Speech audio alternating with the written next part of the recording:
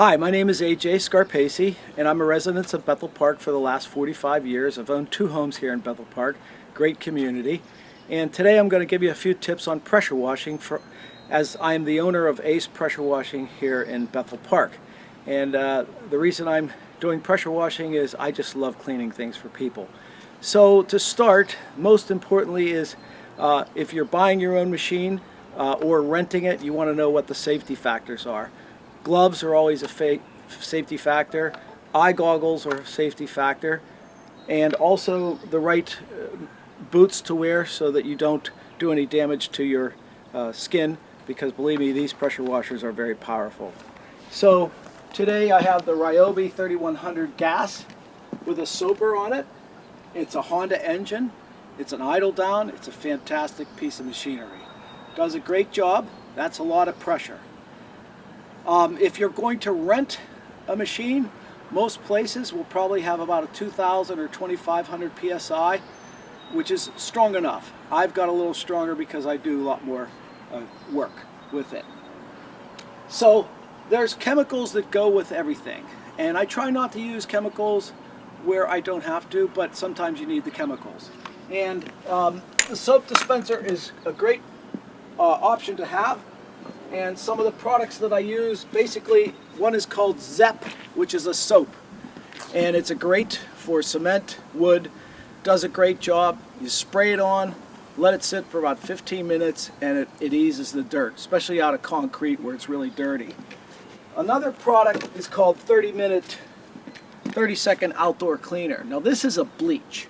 And what's important for you folks that are doing this at home is do not run bleach through your machine. It will ruin the seals in the pump, and you're going to be out of luck and have to get a new machine or rebuild your pump. So you never run bleach through a machine.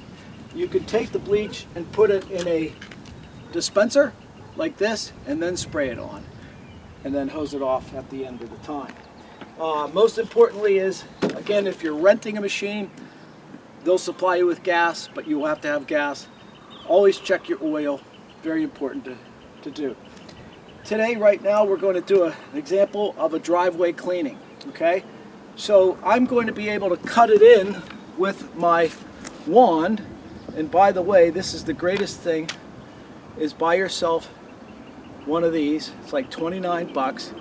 You don't have to exchange tips like the old days. You plug that in and you can dial it to soap, which is a straight shot or a fan of soap. Then you have a 0 degree, which is a pinpoint.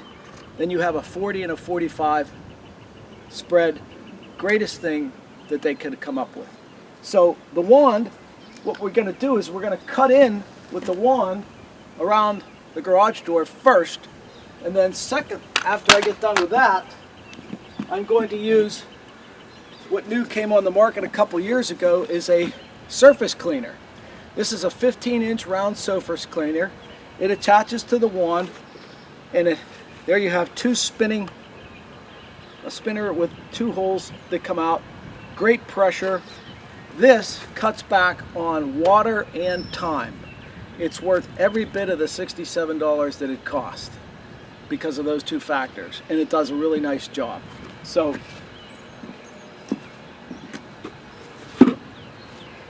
just to mention, another product for mold on your siding is to get a mold armor. This stuff is great. But again, you can't run this through a machine.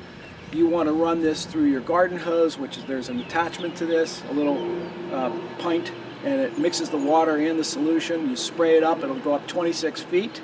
Let it sit for 15 minutes. All of a sudden, you're just going to see that dirt come off the siding like there's no tomorrow.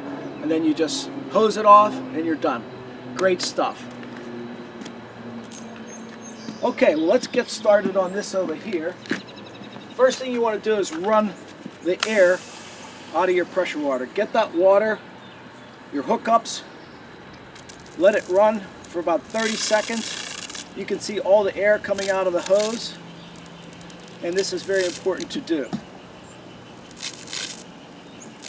My machine has this is a 50-foot hose on it, which gives me a lot of flexibility to move around wherever I want to move around.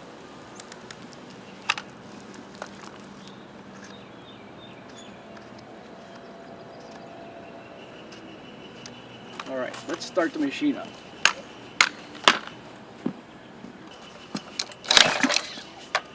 One thing that I want you to realize is when you go to start this up a second time and there's resistance here, okay, that's when you want to take this and release the pressure, okay? And then it will pull much easier, so be careful of that.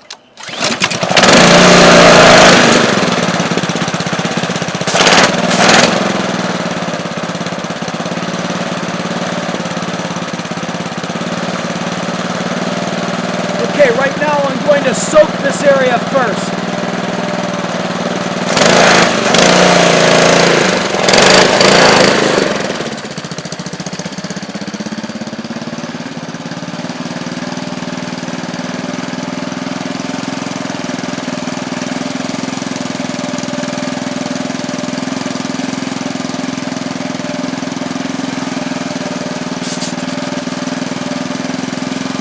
So once it's soaked, you let it sit for about 15 minutes, and then you want to use your wand at the 40 degree, and you're going to cut in the spots where the surface cleaner will not be able to get.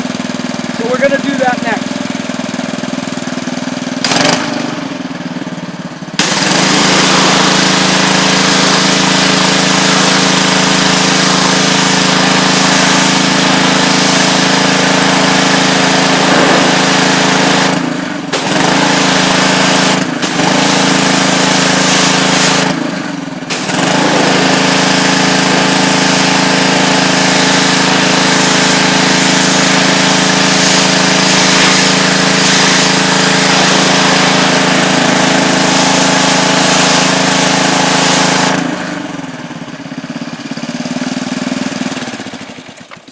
Now what I did right there is I cut that in, got that piece clean, and then got the edge clean right there.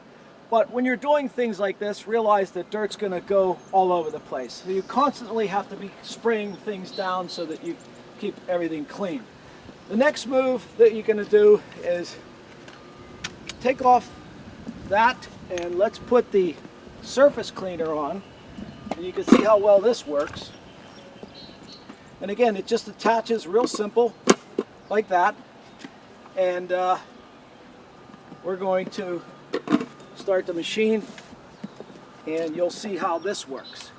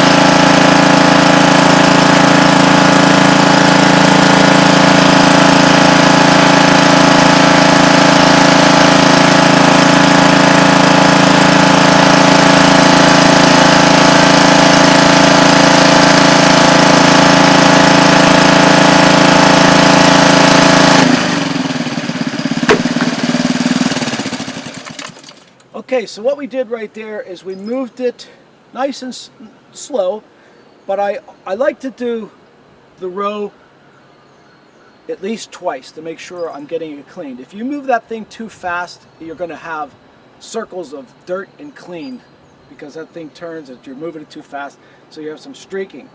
But if you move it like I moved it and you stay within, you know, your comfort zone of how you want to do things, I like to follow the concrete. If the concrete is this way or this way as far as the finish is concerned, that's how I stay with the cleaner.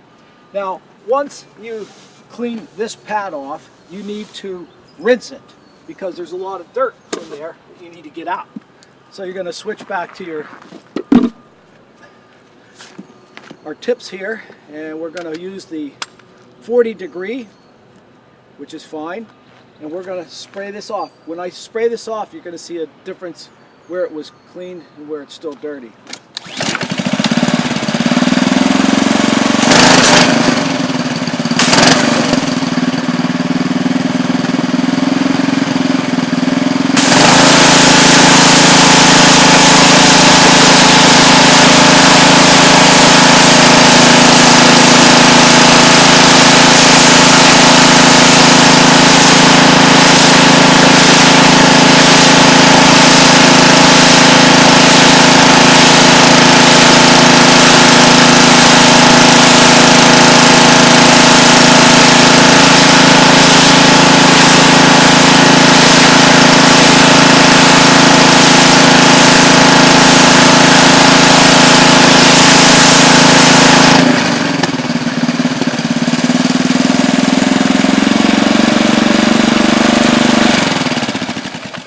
So normally what I would do is soap this pad when it's dry, cut it in, wait 15 minutes, use your surface cleaner. Once I got done with this pad, I would then spray this pad off.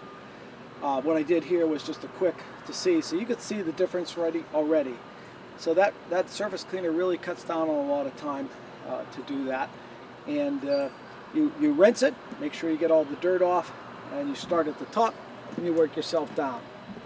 Probably, you know, when you look at my driveway here, if you have 2 hours, maybe 2 hours with the method I just did, that would be your time factor right there. And so that's how you would clean a driveway with the wand and the surface cleaner and some product.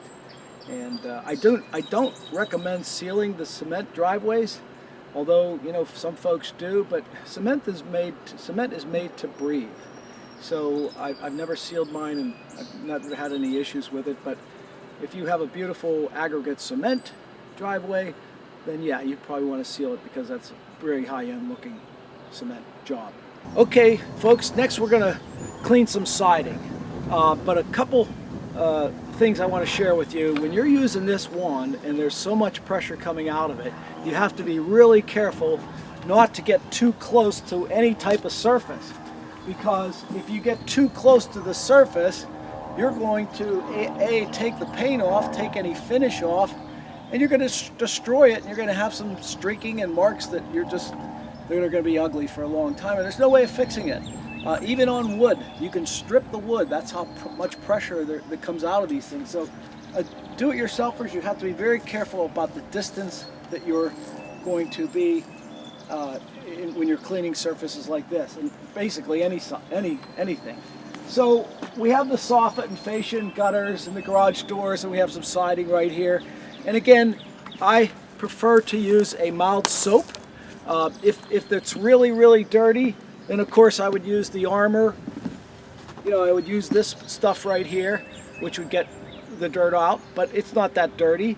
So I'm going to just use my soap out of my soap dispenser, and then I'm going to just hose it off, and it should be fine.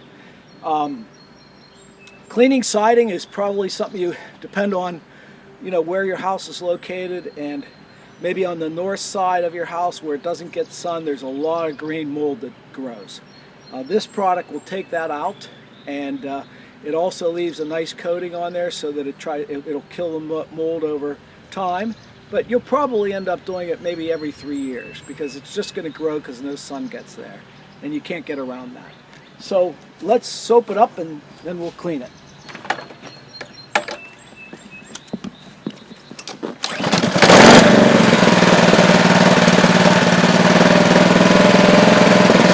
Turn my soap dispenser on.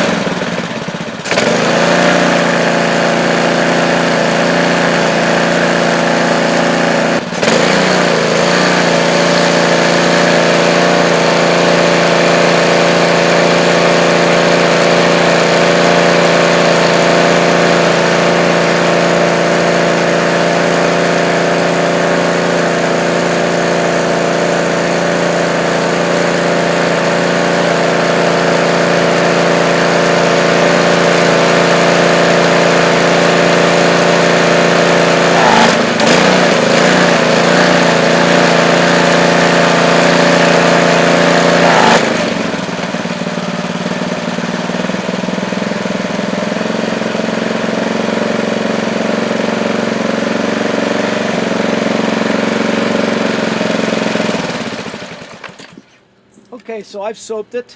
You'll let it sit for about 15 minutes or so, and then we're going to take the nozzle and turn it on a 40 or 45 degree fan spray, and we're just going to clean it from top to bottom. There'll be some dirt that comes out. Sometimes applications you might have to go 2 times because it's just too dirty.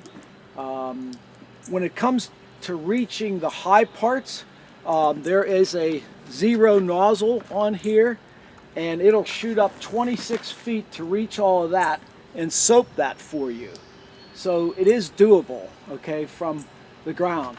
You know, be careful getting on ladders and all that. Make sure you have a partner or someone to be by your side. But you know, normally I don't have to get up on ladders. But if you have the right machinery and the right tools, you can get the job done. So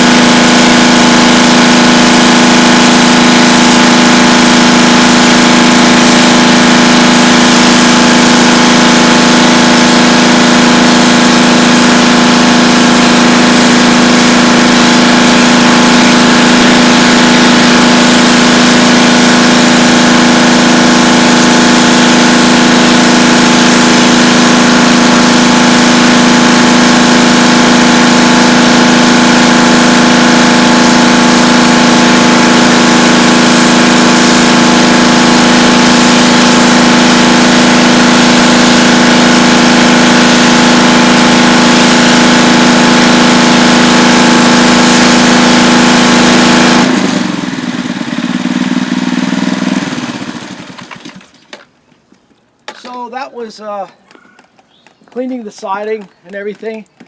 But I want to show you something. You know, I bought this house 23 years ago, and the folks that lived here before, they must have pressure washed, because you can see right here that the finish is taken off.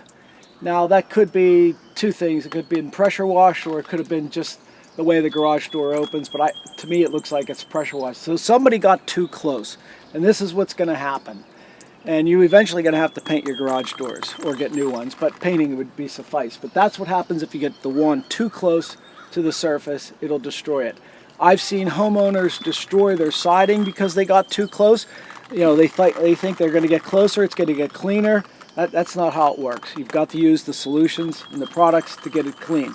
So the gutter came really clean, the soffit and fascia came clean. A lot came clean, but it really wasn't that dirty. But it's good to have it cleaned. So folks, I want to share with you cleaning brick and what you want to be careful of. So again, you can use any of those products that I mentioned on brick, and you don't want to use anything that's any harsher than those products because it's brick. But when you're cleaning brick, if you get too close, you'll blow out the mortar. You can see some holes right here where, you know, the mortar has been removed. Well, that's water pressure, and if you start getting a lot of that going on, you know, your mortar's weak, and you know, you're going to have to get it replaced and stuff like that. So you want to be really careful when you're cleaning the brick. Brick is tough. There's not too many products on the market that really clean brick. I've had people call me, and you know, they have the color of the shutter would run down on the brick and they can't get it off. It's very difficult. But I don't get a lot of this call, but it's challenging to clean it, but I want you to see that be very careful when it comes cleaning to brick. The other thing is when you look at this siding right here, okay, this is dirty, and this is aluminum. And aluminum siding, it does come clean. Vinyl shows the cleaning so much better, of course, and there's probably a lot more vinyl out on the houses today than there are aluminum. But my wife was messing around years ago with the pressure washer, and she streaked it, and you can get streaks, you can get lines if you're not careful about how far you are and what degree of the nozzle is. You could do some real damage. But just wanted to point those things out to you right there. So folks, right now we're going to talk about the deck cleaning and furniture cleaning, everything that's outdoor where you love your surroundings. And this is my deck right here. This is Trex, and it's an older Trex, but I've pressure washed it every year, and when I do that it just looks beautiful. But decks get beat up over the winter time, not only from the sun in the winter time, and they get dirty. So again, you could take your wand and do these strips, or you could take your surface cleaner. Okay, when you're doing it by the wand, the old-fashioned way, you're going to use a ton of water, and you're going to have a lot of time, and you're going to be exhausted because you're going back and forth. So again, the surface cleaner is a great tool to use to cut back on that time. When you can clean your furniture with a pressure washer, again, you can use the soaps if you want. This happens to be my pool ladder to get in the pool, and it's all plastic, and I leave it out just like that in the winter time. But I'll throw soap on it and I'll pressure wash it. And again, the distance is important because you're pressure washing plastic, so you don't need to get that close. The soap and the pressure of the water will take it off of there. When it comes time to clean certain high-end products like an epoxy stoned floor right here, you definitely don't want to get too close to something like this because you'll blow those stones out. But it does need cleaned also because it gets dirty. So you want to make sure that you soap it down and keep your wand at a certain level height. Or again, use your surface washer on that, and that'll come out nice. Same thing with the siding. What we learned from the front. When you see my wood doors and my railings, I've never painted or stained. I like to have the natural look of wood, and this was pressure washed last year, and it'll get pressure washed again. But that's very soft wood. And if you get too close to that, you'll tear it up. But it does come nice and clean, and I like the look, so it'll get cleaned again this year. Plastic furniture, again, your waste cans or your storage, you can blow those off with your pressure washer, and they'll come clean. No more taking a rag and a solution and all that. Just pressure wash it off. It'll come beautiful. Let it dry, and you're good to go. So basically, you want to use your products of the soaps and bleaches back here if you want. I have no problem bleaching my railings and my doors and everything here. I don't bleach the surface because it really doesn't need it, but I'll soap the surface here, the Trex. But that 10-minute cleaner is good stuff. That really cleans up wood really well. So again, a couple tips there on what the do's and don'ts of pressure washing there. So folks, I want to give you a few tips on end of season with your machine and what to do. You want to take care of this investment because it costs you a ton of money. It's really simple. Don't overcomplicate it. Make sure all the water comes out of your wand. Okay, and that's number one. Get that out of there. And then turn your gas off. Okay. Run your machine with water and everything. Run that gas out of that carburetor. If you leave it in there, it gunks up. So you want to turn your gas off, run the machine until it stops. Another thing is your soap dispenser. Fill it with water. Again, make sure you're all hooked up. Run some clean water through your soap dispenser, through your wand. Just run it out. Keep that clean. You want to use a product called Stabil in your gas. Okay, get that at your local hardware store, EV Hardware. Put that in there. That'll keep your gas fresh all season long. And you do not want to leave this outside in your shed or in a cold garage. Keep it in the warmest place you can, because there is still water in the system and you're just not going to get all of it. But that tiny bit of water could freeze and it'll blow your pump apart. And that has actually happened to me on one machine that I thought I had the water out and I didn't, and I had it in my shed. Again, the rookie's mistakes that I made. Another thing, the last thing you would want to do is get the pressure washer pump protector. This is a lubricant that gets into your system, will lubricate all the seals of the pump, and it'll last longer. You screw this into your water intake here.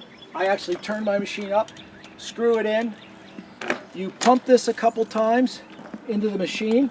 You turn it off, and then you pump. You pump your thing a couple times. Unscrew this, and you're good.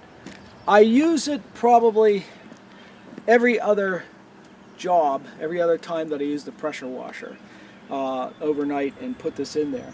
So that really makes my machine last longer. So it's just some good winter tips. And you know what?